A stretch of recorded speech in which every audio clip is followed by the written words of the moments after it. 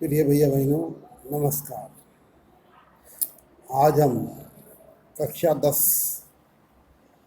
हिंदी क्षितिज काव्यखंड के पाठ 3 का अध्ययन करेंगे। पाठ 3 का नाम है सेनापति। कवि सेनापति का जन्म संवत 1616 में हुआ था। जीवन परिचय में सेनापति का जन्म दीक्षित गोत्रीय ब्राह्मण परिवार के में विक्रम संवत 1616 में हुआ। उनके पिता का नाम गंगाधर और पितामह का नाम परशुराम दीक्षित था। उनके विद्या गुरु हीरामणि दीक्षित थे। वे बहुत ही आत्मविश्वासी थे। अपना परिचय देते हुए एक स्थान पर इन्होंने कहा भी है, सेनापति सोई सीतापति के प्रसाद जाकी, सब कवि कान दे सुनत कविताई है। यानी सेनापति जी जो हैं, सीतापति यानी राम, सेनापति की जो कविताएं हैं वो राम के प्रसाद के समान मानी गई हैं। कि सभी कवि जो हैं वो ध्यान से सुने कि उन्होंने अपनी कविताओं में कितनी सुंदर रचनाएं की। ये रीतिकाल के महान एवं भाव प्रवण कवि माने जाते हैं। कुछ लोगों का कथन है कि सेनापति इनका उपनाम या उपाधि है, किंतु इनका मूल नाम किसी को भी ज्ञात नहीं है। परंतु इस बात में कतई संदेह नहीं है कि काव्य कला और मौलिकता की दृष्टि से युगीन कवियों में वे सेनापति की भांति थे। जिस प्रकार से सेनापति सेना का नेतृत्व करता है, उस युग में कहा गया है कि सेनापति सभी कवियों का नेतृत्व करते थे। सेनापति राम भक्त कवि थे। श्लेष अलंकार के प्रयोग में वे सिद्धहस्त थे। उन्होंने किसी कवि का अनुसरण नहीं किया, अर्थात कभी किसी की भी रचना की नकल उन्होंने नहीं की है। वे रीतिबद्ध कवियों की श्रेणी में आते हैं। इनकी 2 रचनाएं प्रसिद्ध मानी गई हैं। एक है काव्य कल्पद्रुम, तो दूसरी है कवि रत्नाकर। काव्य कल्पद्रुम जो अप्राप्य है, इनका काव्य शास्त्रीय ग्रंथ रहा होगा। यानी काव्य कल्पद्रुम जो इनका ग्रंथ है, इनकी रचना है, वह अभी प्राप्त नहीं है।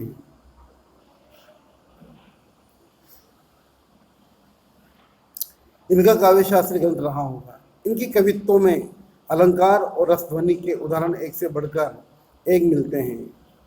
इन्होंने अलंकार संप्रदाय का अनुसरण किया है। सेनापति ब्रजभाषा के कवि, यानी सेनापति ने अपनी जो भी रचनाएं की, जो भी कविताओं की रचना की है, वो सब ब्रजभाषा में है। साधारण शब्द भी उनके हाथ में आते ही सैनिक की भांति सशक्त बन जाते हैं। वे फारसी शब्दों का प्रयोग भी करते हैं। यानी ब्रजभाषा के साथ साथ उन्होंने फारसी शब्दों का प्रयोग भी किया है। उनकी रचनाओं में प्रसाद और ओज गुण की प्रधानता है। परिमार्जित भाषा का प्रयोग, भाव गंभीर उनके काव्य की विशेषता है। पाठ परिचय देखा जाए तो जो हमारा प्रस्तुत कविता सेनापति के ऋतु वर्णन का प्रौढ़ और प्रांजल नमूना है। इन्होंने पूरी निपुणता से ऋतु के उपादानों एवं उसके लक्षणों का उपयोग किया है। वसंत का वसंत ऋतु, जिसको कि हम ऋतुराज भी कहते हैं, का विभव पूरी छटा के साथ पंक्तियों में पिरोया गया है। कवि ने ऋतु बसंत का सूक्ष्मता पूर्व मानवीकरण किया। मानवीकरण एक अलंकार का नाम है। अभी आप इन अलंकारों से अपरिचित हैं। जब आप आगे कक्षाओं में 11वीं 12वीं में जाओगे तो आप इन अलंकारों से परिचित होंगे। मानवीकरण एक अलंकार होता है जिसमें कहा गया है कि प्रकृति के सदृश जो भी वस्तुएं हैं उन सबको मानव के समक्ष माना गया है।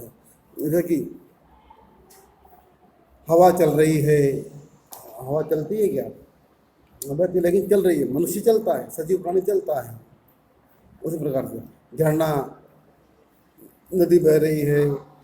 इस प्रकार से पूर्व की पुस्तक में तो हमारे जो पाठ्यक्रम चलता था उसके अंदर कवि ने बड़ा सुंदर प्रयोग भी किया था। सरसों के बारे में कहा था कि हो गई है सरसों से यानी हाथ पीले कर लिए हैं, ब्याह मंडप में पधारी सरसों के पीले फूल आते। ऐसा मानवीय अलंकार है।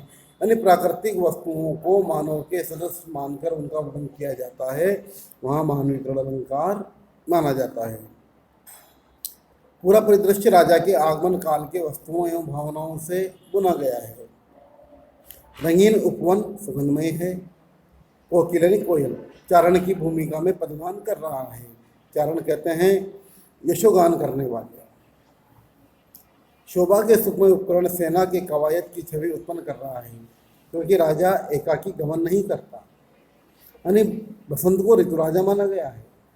एकाकी गमन नहीं करता है, राजा कहीं भी जाता है तो अकेला नहीं जाता है, उसके साथ में उसके सेनापति मंत्री जो भी होते हैं पूरा लाव लश्कर उसके साथ में चलता है। इसी तरह भीषण ग्रीष्म के बाद झुलसी हुई प्रकृति पर जब वर्षा की बूंदें पड़ती हैं तो धरती नयनाभिराम एवं सुखमय हो जाती है। नयनाभिराम, नयन अभिराम यानी आंखों को सुंदर लगने वाला। मानसून का आगमन इसी कृषि प्रधान देश के लिए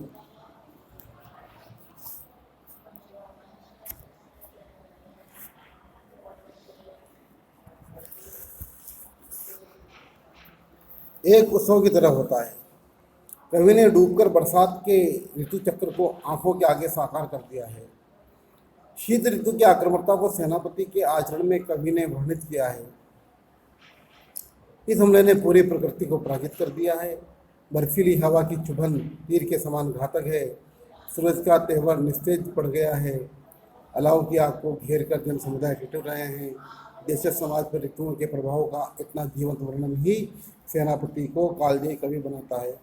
तो ये हमारा पाठ परिचय और कवि का परिचय था। उन्हें पाठ परिचय में जो जो भी पंक्तियाँ भी अध्ययन की है, हमारे नीचे कवि की जो कविताएं आ रही हैं, इस कविता को मैंने आपकी सुविधा के लिए 4 भागों में बांट दिया, यानी 8-8 पंक्ति पर एक एक पद्यांश उसको बना दिया है। तो और मैंने इसी क्रम में इसमें अंक भी डाल दिए हैं। तो आप भी अपनी पाठ्य पुस्तक के अंदर इसी प्रकार से विभाजन कर लें। पहला जो है, मैं पहला पद्यांश आपके सामने प्रस्तुत कर रहा हूँ, जो कि 8 पंक्तियों में मैंने इसको डिवाइड किया है। बरन बरन तरु फूले उपवन बन, सोई चतुरुंग संग दल लही तू है। बंदी जिमी बोलत बिरद वीर कोकिल है, गुंजत मधुब गान गुन गही तू है। आवे आस पास को उपन की सुबास सोही, सोने के सुगंध माद सने रही तू है। शोभा को समाज सेनापति सुख साज आज, आवत बसंत ऋतुराज कही तू है। ये 8 पंक्तियों का पहला हमारा पद्यांश है। इसका भावार्थ आप ध्यान से देखिए। भाषा ब्रज भाषा और पारसी भाषा के शब्द हैं। आप इस प्रकार से मैं आपको शब्द के अर्थ बताता हूँ, आप उन्हें नोट भी करते जाइए। बरन बरन तरु फूले उपवन मन, बरन बरन अलग अलग रंगों। इसमें जो पहला जो हमारा पद्यांश है, आपके 8 पंक्तियाँ जो है, इसके अंदर बसंत ऋतु का वर्णन कवि ने किया है, ये ध्यान रखें। मैंने इसी प्रकार ऋतुओं के आधार पर इसको 4 भागों में बांट दिया है। पहला भाग आपके सामने है, वह बरन बरन से लेकर के ऋतुराज कहिए तू है, यहाँ तक है। इन 8 पंक्तियों में बसंत ऋतु का वर्णन किया गया है। तो बरन बरन तरु फूले उपवन बन, बरन बरन यानी अलग अलग रंगों के, तरु यानी वृक्ष, फूले फूलों से भर गए, उपवन बाग बगीचे, वन यानी जंगल, यानी बसंत ऋतु में का जो वातावरण है, बसंत ऋतु का चारों तरफ का जो माहौल है, उसके बारे में कवि ने कहा है। कवि सेनापति कह रहे हैं कि बसंत ऋतु आने पर विभिन्न रंगों के सुंदर सुंदर फूलों से बाग बगीचे और जंगल भर जाते हैं। आगे कवि कह रहा, सोई चतुरंग संग दल लही तू है। सोई चतुरंग संग, चतुरंग यानी चतुरंग सेना, दल यानी सेना। बसंत को ऋतुओं का राजा माना गया और राजा है तो साथ में सेना भी रहेगी।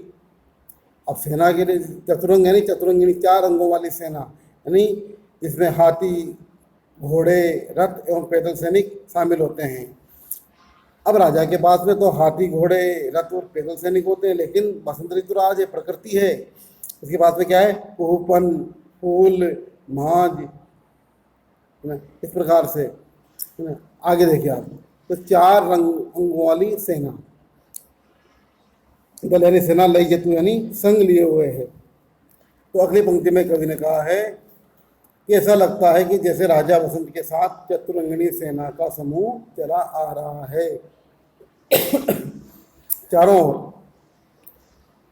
नए नए पत्ते, नए नए पुष्प, पक्षियों का चहकना, जो वातावरण बताया गया है ये बसंत ऋतु राजा की सेना बताई गई है। इसलिए कवि ने कहा है कि वसंत ऋतु के आने पर विभिन्न रंगों के सुंदर सुंदर फूलों से बाग बगीचे जंगल भर जाते हैं और ऐसा लगता है कि राजा बसंत के साथ चतुरंगिणी सेना का समूह चला आ रहा है।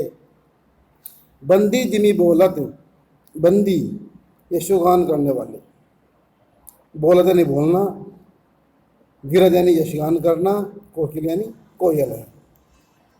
तो आगे कवि कह रहा है कि विभिन्न वृक्षों पर कोयल कूकती है, जो ऐसी लगती है जैसे ऋतुराज बसंत की बिरदावली कोयल रूपी बंदीजन गा रहे हैं। गुंजत मधुप गान गुण गैयतु है, मधुप भौरे, गुण यानी गुण, गैयतु यानी ग्रहण करते हैं। आगे कहा है कि और विभिन्न भौरे राजा का गुणगान करते हुए विचरण कर रहे हैं। आवे आसपास पुहपुन की सुबास सोई, पुहपन पुष्प, सुबास यानी सुगंध, सोने के सुगंध माझ सने रहियतु है, माझ यानी बीच में, सोने की सुगंध यानी सोने सी, अब सोने से सोना कैसा होता है, पीला, और कौन सी फसल होती है पीली, सरसों, सरसों के लिए कहा गया है। माँ यानी बीच में, सने रही होता है यानी सन जाना। मैंने कहा है कि चारों ओर खिले हुए जो पीले पीले फूल है सरसों के, उनकी सुगंध इस प्रकार फैल रही है जैसे राजा के स्वर्णाभूषणों की मधुरता से युक्त सुगंध से सारा वातावरण भर गया है। फिर इसका अर्थ करता हूँ दोबारा। आवे आस पास पोपन की सुबास सोई, सोने के सुगंध माज सने रही हेतु है, अर्थात चारों ओर खिले हुए फूलों की सुगंध इस प्रकार फैल रही है जैसे राजा के स्वर्णाभूषणों की मधुरता से युक्त सुगंध से सारा वातावरण भर गया है। राजा के स्वर्णाभूषण होते हैं पीले रंग के, और यह कौन सी फसल बसंत ऋतु में, सरसों की फसल, जिसमें कि पीले पीले पुष्प आते हैं। अंतिम दो पंक्तियां देखिए इनकी। शोभा को समाज सेनापति सुख साज आज, आवत बसंत ऋतुराज कई ऋतु है। शोभा को समाज सेनापति सुख साज आज, आवत बसंत ऋतुराज कई युद्ध है। कवि सेनापति कहते हैं कि चारों ओर सौंदर्य का साम्राज्य फैला है। शोभा यानी सुंदरता, सुख साज आज यानी चारों ओर सेनापति कहते हैं कि सौंदर्य का साम्राज्य फैला है और सुख सौंदर्य दिखाई दे रहा है। बसंत ऋतु में क्या है, चारों ओर का वातावरण उल्लासित होता है, सुखों से भरपूर होता है।